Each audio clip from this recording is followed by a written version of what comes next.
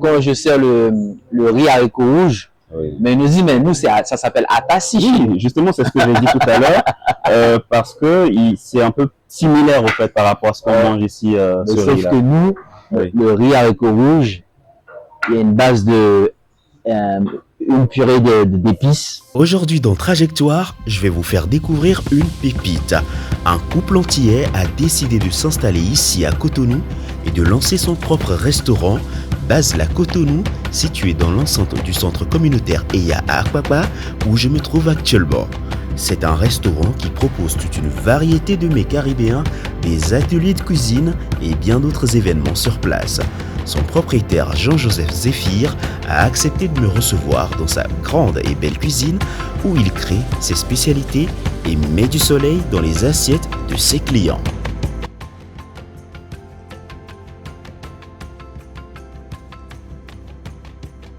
Bonjour Jean-Joseph, Bonjour, merci de nous recevoir à Basla Caribbean Food. vous êtes les bienvenus. Ça fait plaisir. Alors, nous sommes dans votre cuisine aujourd'hui. On va parler un peu de ce que vous faites ici à Basla, Oui. les produits que vous vendez à la clientèle, l'offre que vous proposez. Premièrement, la question que j'aimerais vous poser, Jean-Joseph, pourquoi vous avez choisi le Bénin? Pourquoi pas un autre pays? Parce qu'il y a beaucoup de pays en Afrique. Ben, en Haïti, il y a un proverbe qui dit, Oui, en créole, le pani maman ou tété grand nous. d'accord. Donc en français, ça veut dire quand tu n'as plus ta mère, Oui, tu te retournes vers ta grand-mère. Et littéralement, on dit tu vas téter ta grand-mère. d'accord. Donc comme Haïti actuellement, l'instabilité politique actuelle a fait que Bien sûr. de base on devait s'installer en Haïti, Mhm. mais on s'est retourné vers le Bénin. Vers le Bénin. Et qu'est-ce qui vous a convaincu qu'en installant votre restaurant ici au Bénin, ça marcherait? Après, on n'a pas eu une certitude que ça allait marcher. Oui, On a fait ce qu'on avait envie de faire, ce qu'on avait envie de partager, un peu retrouver, on va dire, l'identité de la cuisine africaine dans les saveurs, les épices. bien sûr. Et un peu dire, voici ce que nous, on a créé en étant déportés dans la Caraïbe, C'est ça. avec tout ce qu'on a enregistré dans notre âme et on a ramené et dire, ouais, voilà ce qu'on présente Voilà, à la clientèle. à la clientèle, à la communauté, au pays où on est actuellement. D'accord. Vous étiez en train de faire quelque chose ici. Est-ce que vous pouvez nous expliquer de quoi il s'agit? Donc là, on a la pâte qui nous sert à faire le pâté codé. Pâté codé. Le pâté codé, c'est une espèce de gros pastel D'accord. haïtien. Ok. C'est une recette typiquement à l'haïtienne. C'est haïtien. Ouais. Et on met quoi dans le pâté codé? Le pâté codé, donc on a la pâte comme une base de pâte de la pizza. On va étaler. Voilà. Et après qu'on va venir fermer comme une espèce de calzone. Calzone, comme un pastel, on va venir le fermer. Pastel, là. Tout à fait. Oui. Mais sauf que là, on va venir le fermer à la main. Mhm. Et il y a une petite technique auquel on ferme, c'est pour ça qu'on l'appelle coder, parce qu'on vient le rouler manuellement. Oui. Voilà, on va venir le... Et ce qu'on met à l'intérieur, c'est quoi? Donc à l'intérieur, vous avez une farce. Oui. Une farce de poulet. Nous, on a ouais, une farce, un appareil Oui. à base de poulet boucané. Ok. On vient roussir. Une fois qu'on l'a fait boucaner, qu'on vient roussir, on vient le mettre en petit dé avec des oignons, des épices. Et derrière soi, on a une petite compotée d'oignons et de poivrons. Oignons et poivrons. Après, on vient Et mettre des œufs. des œufs. Oui. Et surtout, on met le pickles. Le pickles. Je pense pickles. que c'est ce qu'il est en train de... Le pickles, oui, c'est le mélange de Oui. choux, carottes, oignons Oui. et assaisonné avec du jus de citron. Du jus de citron. Du jus de citron. Pour Beaucoup de l'acidité. piment, oui. Pour le goût un Le peu goût, acide. un petit peu acide et relevé. Très intéressant. Le pickles, il faut que ça soit piquant. Il faut que ça pique. C'est pour ça qu'on l'appelle pickles. Pickles. Donc ça pique quoi. Faut que ça pique vraiment. Sinon, on dit c'est une Voilà, salade c'est pas du bachot. pickles, C'est hein. pas du pickles. Alors, j'ai aussi une question. Comment vous avez eu l'idée de créer ce restaurant au fait?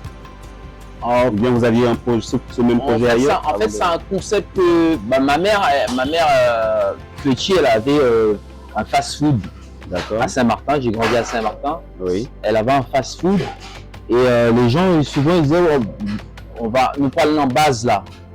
Base là. Ouais, Ça veut c'est dire une phrase. C'est une phrase. Nous parler en base là. C'est-à-dire on va aller à la base quoi. Ah d'accord. C'est un lieu de rendez-vous. Ok. En base là. Je Nous parler en comprends mieux base le là. sens. Et du coup, et comme j'entendais tout le temps ça, Voilà. les gens disaient on va pour aller acheter le fritage chez ma mère. Les adultes disaient ouais, en allant en base Elmita. Ok. En allant en base là. D'accord. Donc du coup en grandissant, j'ai dit ouais, ben, il y a McDo, nous on va faire le concept Caribbean Food base là. Très Et on intéressant. vient se retrouver à la base. C'est la base quoi. On se retrouve à la base. Oui. Et comment les Béninois ont-ils accueilli ce projet? Parce que peut-être ils n'avaient pas l'habitude de manger des plats venus des Caraïbes. Est-ce que ça a été bien accueilli? Ça a été très bien accueilli. Bon, après, on a tous nos habitudes alimentaires, mais il y a aussi, on a accueilli l'humain Oui. et on a accueilli ce que l'humain a apporté avec lui. Donc du coup, on est très bien accueillis ici au Bénin. Donc par cet accueil, ils s'intéressent aussi à ce qu'on nous on a ramené ici. Bien sûr. Et ce qu'on a ramené ici, c'est un peu notre culture, la cuisine, ce qu'on a créé dans la Caraïbe. C'est un partage. C'est un partage. La nourriture, c'est un partage. Comme nous, on est arrivé ici, ça nous a beaucoup intéressé à manger de l'igname pilé. Rien que le manger à la main, c'est un plaisir. L'igname pilé, ça, c'est le foufou. N'est-ce pas? Je sais pas. Avec la sauce? On a de la sauce dessus. Avec la sauce arachide. C'est l'igname bleu, c'est igname pilé. Comment on dit igname pilé? Comment vous appelez ça ici? Agou. Voilà. D'accord. Nous, c'est igname pilé, on connaît. Donc, ça a été un plaisir pour nous de découvrir ça. Oui. Et aussi en Haïti, on a un plat qui s'appelle tom tom. Tom tom. Tom tom. Et c'est comme l'igname pilé, mais c'est fait à base de fruits à pain. Fruits à pain. Fruits à pain. Comment tu appelles le fruit à pain? Va. Le fruit à pain? Laisse ça là, c'est pas le moment. Le fruit à pain, le fruit rond là qu'on avait pilé ici, ça s'appelle comment? Hein? Le fruit, pas le fruit qu'on mange. Qu'on avait pilé là, qu'on a fait le repas, la boule. Comme l'igname pilé. Oui, comme ce fruit là s'appelle comment au Bénin? D'accord. Le Blafoutou. Blafoutou. Ok. Ça vous dit rien? Oui, je pense que ça me dit quelque chose. Donc du coup voilà, ça nous rappelait un petit peu le tom-tom. Donc Oui. c'est pour ça on s'est intéressé. D'accord. Alors, vous avez quand même un menu assez alléchant. Il y a du poulet, il y a de la morue, Oui. Ital. Ital bol. Ital, voilà. Ça c'est Bonne un petit clin prononciation. d'œil aux Ital Rasta, ceux qui ne mangent pas de viande. Ah, pour C'est les vegan. végétariens. Vegan. Ça veut voilà. dire qu'il n'y a rien qui est issu, il n'y a pas de produits laitiers, Oui, rien d'animal. d'accord. Pâté codé, c'est ce qu'on est en On train n'a de pas faire. codé. Accra de morue. Accra de morue, c'est des petits Oui. beignets d'Accra Oui, à base de morue, piment. voilà, C'est bol ça. de riz au lait de coco, légumes grillés. En tout Ouais. cas, il y a toute une proposition, Vous avez un large choix.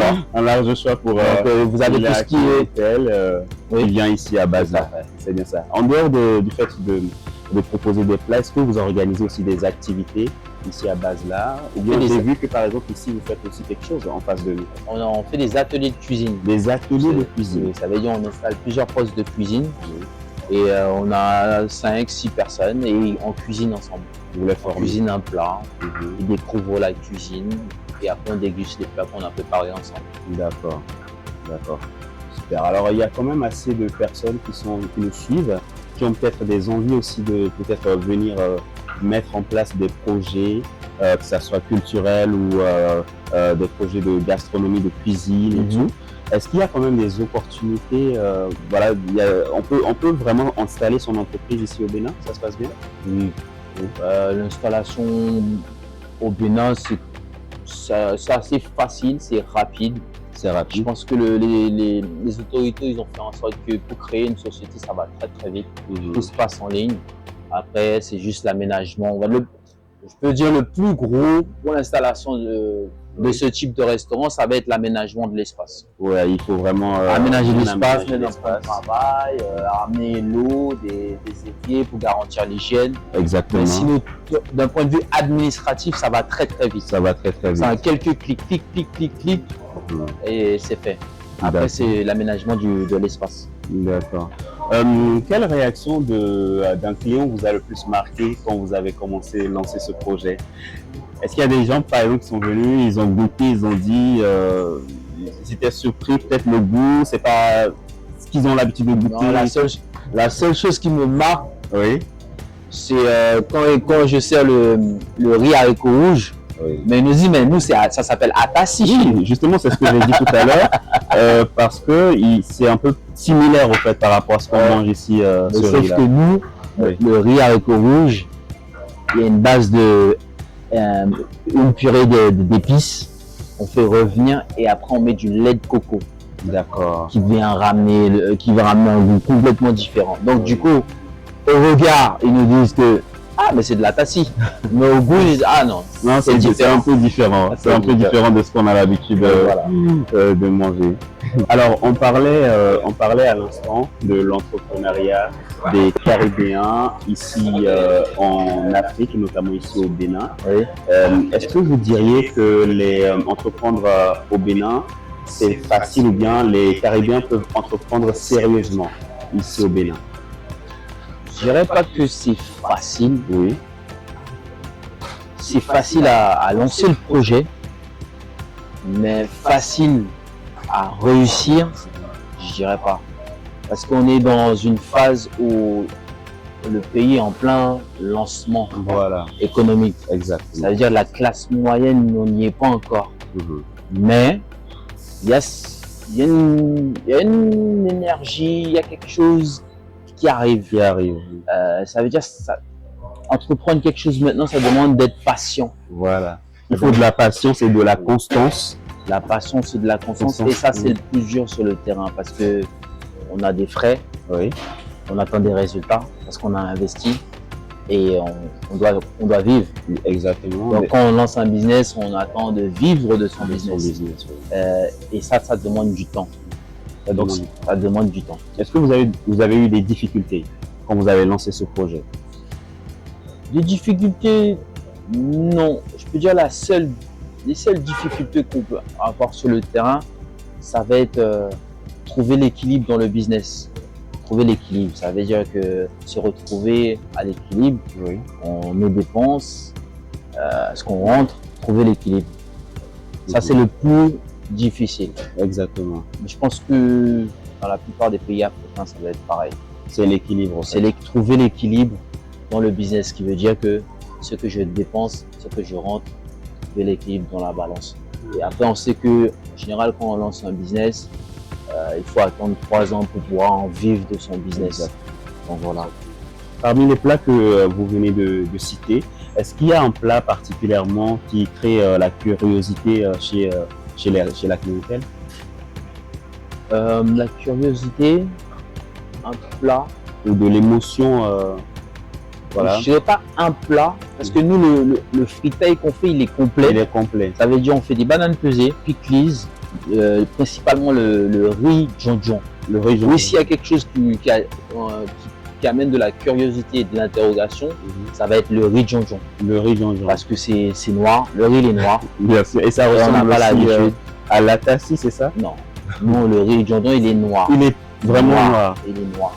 Mais c'est quel riz qui ressemble à la tassie souvent? Ça va être le riz haricot rouge. Riz haricot rouge. Avec des haricots rouges et la tassie, les haricots sont un peu plus petits. Nous, les haricots rouges sont un peu plus gros, mais ça se ressemble. Mais ce qui ramène la curiosité et l'interrogation, ça va être le riz djonjon. C'est le riz djonjon. Et là, quand les gens ils goûtent, ils nous disent souvent pourquoi le riz est noir. Et c'est là qu'on leur explique, c'est parce qu'on a un champignon en Haïti qui s'appelle le djonjon. Et c'est ça qu'on vient faire, on fait sécher ça, après on fait une poudre. Avec ça, on vient agrémenter le riz qui donne cette couleur et un goût spécial. Est-ce que c'est aussi le même riz qui est le plus plébiscité ici? Oui. Le riz djonjon, il plaît beaucoup. Il plaît beaucoup à la clientèle. À la clientèle. D'accord. Pourquoi avoir choisi la gastronomie comme porte d'entrée pour créer du lien entre les Caraïbes et puis l'Afrique? Parce que culturellement parlant, Oui. En tant qu'Haïtien et aussi en tant qu'Africain, la nourriture pour nous c'est sacré, on va C'est dire. sacré. C'est sacré. Ça rassemble. Ça rassemble, Mm. on partage, on tisse des liens, Mhm. on rentre en communion. Exactement. Donc oui, et surtout nous on a des plats vraiment spéciaux. Par exemple, nous on a la soupe joumou qu'on a fait le 1er janvier. La soupe Soupe joumou. joumou, pendant 3 jours on a fait que ça au restaurant. On a arrêté tous les autres plats. Mhm. Et ça c'est un plat, c'est le plat de l'indépendance. C'est le Et plat ça c'est de- vraiment le plat national du 1er janvier, la soupe joumou. Et on invite tout le monde à partager ce plat, ce qui nous rappelle l'indépendance d'Haïti Voilà. en 1804. Exactement. Je suppose que quand vous êtes arrivé au Bénin, vous avez quand même goûté beaucoup de plats béninois aussi. Est-ce que vous avez constaté des passerelles de goût entre les plats béninois et puis les plats caribéens? Il y a des similitudes en matière de goût? Oui, comme je vous ai dit tout à l'heure, le tom-tom et l'igname pilé, Oui. et aussi les viandes, les poissons, la sauce gombo. Nous on appelle ça kalalou. Kalalou. Oui. Très joli nom. Kalalou. Caraïbes Afrique est une plateforme afro-caribéenne qui relie l'Afrique, la Caraïbe et la diaspora à travers des contenus, des portraits, des décryptages et des ressources concrètes. Notre ambition, c'est de mettre en lumière les trajectoires, les talents et les projets afrodescendants tout en aidant notre communauté à passer de l'inspiration à l'action, notamment en Afrique. Et si ce sujet vous parle, Caraïbes Afrique propose aussi 2 guides pratiques, réussir son investissement immobilier en RD Congo et se lancer dans l'agriculture durable en RD Congo. 2 ressources pour avancer avec plus de clarté, de méthode et moins de risques. Ils sont disponibles sur caraibesafrique.com et sur Amazon. Kalalou. D'accord. Alors, quelle réaction d'un client vous a le plus marqué depuis le lancement du projet? Il y a eu des gens qui ont été surpris. Ah, regardez, il y a un projet caribéen, voilà. Oui, les gens sont... Ouais, les gens sont contents de Ils sont contents de voir voir le bon retour. le bon retour, voir la Caraïbe, et on vient amener ce qu'on sait faire, mais sans rejeter Voilà, l'autre en fait. l'autre, exactement. Donc oui, on a un très bel accueil de ce qu'on est en train de proposer. Ça se passe bien. Ça se passe très bien. D'accord. Et en même temps, il y a des gens qui ont peur de venir en Afrique. Peut-être ils ont des doutes, ils ont des idées reçues. Selon vous, qu'est-ce qu'il faut faire pour qu'on puisse les aider ou bien leur parler pour qu'ils puissent venir en Afrique? Oui, ça c'est une très belle question. Oui. Qu'est-ce qu'on peut faire pour les aider? Est-ce qu'on peut les aider? Ou est-ce qu'on peut dire, est-ce qu'on peut les encourager? Est-ce qu'on peut les rassurer? On peut les rassurer. Déjà, quelles sont ces peurs-là, selon vous? Pourquoi ils ont peur, ces gens-là? Parce que c'est un confort. C'est un confort. Par exemple, moi j'arrive de la France, mais en fait, on se dit, je rentre en Afrique, ben, la vie sera moins chère. Mais nous, on a déjà nos standards, nos habitudes, notre routine. Voilà. Donc cette même routine on vient avec et on vient vivre en Afrique, C'est ça. donc les dépenses ne changent pas en fait. Selon vous, quelles sont les peurs ou idées reçues de ces Caribéens-là? Qu'est-ce qui les empêche de venir en Afrique? Qu'est-ce qui les empêche? Non, je pense que... Pourquoi ils ont peur? Tout simplement. Est-ce qu'ils ont peur? Je dirais pas qu'ils ont peur. Mais Ils n'ont pas peur de venir. Peur de venir peut-être s'installer, vous voulez dire? s'installer, bien sûr. Oui, s'installer. Pour créer quelque chose. Oui, parce que c'est le terrain, c'est pas le même terrain qu'on peut avoir en France. Voilà, chez eux. Chez eux, parce qu'il y a une espèce de... Souvent, bon, moi je parle de la France parce que je viens de la France. Bien sûr. Par exemple, quand vous êtes au chômage, vous avez une sécurité de rentrée d'argent. Exact. Mais ici, il n'y a pas ça. Il n'y a pas. Ça veut dire que vous pouvez être au chômage et en même temps créer votre activité. Ça veut dire même si l'activité ne prend pas tout de suite, vous avez cette sécurité qui vous permet de continuer l'activité. Mais en Afrique, T'as pas d'argent, t'as pas d'argent. pas d'argent, pas d'argent. Oui. Tu n'as pas d'argent et c'est réel. Mais celui qui réussit à survivre dans ce milieu-là, ben, il va prendre, comment dire, son envol. Son envol, exactement. Comment les restaurants ou bien les lieux culturels et les entrepreneurs peuvent-ils améliorer les relations entre les Caraïbes et puis l'Afrique? Je pense qu'il faut vraiment, moi par exemple, ce que j'ai fait, Oui. j'ai une personne qui m'avait contacté,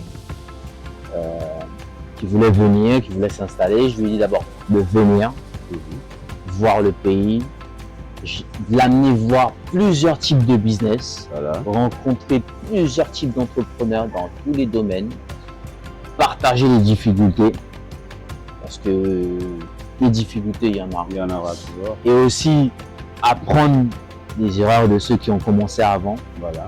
Donc je pense que ça peut être une espèce de... Comment on peut exprimer ça? De motivation. De motivation, quelque chose qui peut venir rassurer quelqu'un qui veut Rassurer. venir. Voilà. Ça veut dire s'entourer des gens qui ont déjà fait le premier pas et qui sont en train de réussir. Exactement. Pas forcément qui sont en train de gagner de l'argent, mais qui sont en train de réussir. Ça veut dire commencer à trouver l'équilibre, à s'épanouir dans ce qu'ils sont en train de faire. Voilà. Alors nous arrivons presque à la fin de cette émission. Il y a une question qui revient très souvent à la fin, que je pose à tous mes invités. C'est si vous devriez créer un pont entre les Caraïbes et puis l'Afrique, quel serait ce pont-là? Je vais être vraiment culture, La culture, ouais, culture et gastronomie. culture, gastronomie. Oui. Peut-être voilà, travailler encore plus, Oui, donc promouvoir encore plus la culture et la culture, gastronomie entre les Caraïbes culture et et la puis gastronomie. Je pense que la culture et la gastronomie, oui. parce qu'on s'y trouve vraiment. Mhm. Vous voyez quand Joey doit être filé, il vient ici. Oui, de filer, Ou quand on fait les vodounes de Zaouida, les Caraïbiens, ça leur parle. ça leur parle, Oui. exactement. Donc la culture et la gastronomie, les deux là, C'est fédérateur. c'est fédérateur. Voilà. Alors peut-être un message que vous souhaitez adresser à tous ces Caribéens qui nous suivent, qui viennent par exemple de Haïti, ou bien de la Martinique, Guadeloupe, etc. En regardant la caméra, un message à eux qui hésitent encore à venir en Afrique. N'hésitez pas à venir. Africa, c'est base là. Voilà. Et quand vous arrivez au Bénin, passez à base là, n'est-ce pas? Passez à base là. Venez en base là. D'accord. Est-ce que vous êtes disponible sur les réseaux sociaux? On peut retrouver Oui, on Basla est sur Instagram, Basla Cotonou, TikTok, Basla TikTok, Cotonou. Basla, Cotonou, Oui. voilà, vous tapez juste Basla, B-A-Z-L-A, et puis vous allez retrouver Basla. Voilà, Et vous allez trouver les 3 piments vert, jaune, rouge. exactement. Alors, monsieur Jean-Joseph, merci beaucoup de nous avoir reçus dans votre Au plaisir, au plaisir. Basla Restaurant. Et nous espérons revenir très prochainement pour déguster les grillades, parce que vous faites aussi des grillades ici. Oui, on fait du poulet boucané, comme on le dit aux Antilles, du poulet Voilà. boucané. Et le 6 juin, là, on va faire vraiment un live barbecue. Live barbecue. Barbecue DJ, ça veut dire moi je serai au platine du Vous êtes barbecue. aussi au platine. Non, je serai au platine du barbecue. Au platine du Au barbecue. platine du barbecue. Faut le Et préciser. il y aura le DJ juste en face. Donc Juste en face. ouais, donc, D'accord. Merci Voilà. beaucoup à vous. On se retrouve très moi, c'est prochainement. moi, très bientôt. À bientôt. C'était Basla Afrique dans votre émission Les Trajectoires sur Caraïbes Afrique. J'espère que vous avez apprécié cette émission, cet échange avec Jean-Joseph qui est donc le responsable de Basla Cotonou. Merci à vous qui avez suivi cet entretien. On se donne rendez-vous très prochainement dans votre émission Les Trajectoires sur Caraïbes Afrique. N'oubliez pas de partager, de liker et de commenter et de partager bien sûr la vidéo autour de vous. À très bientôt.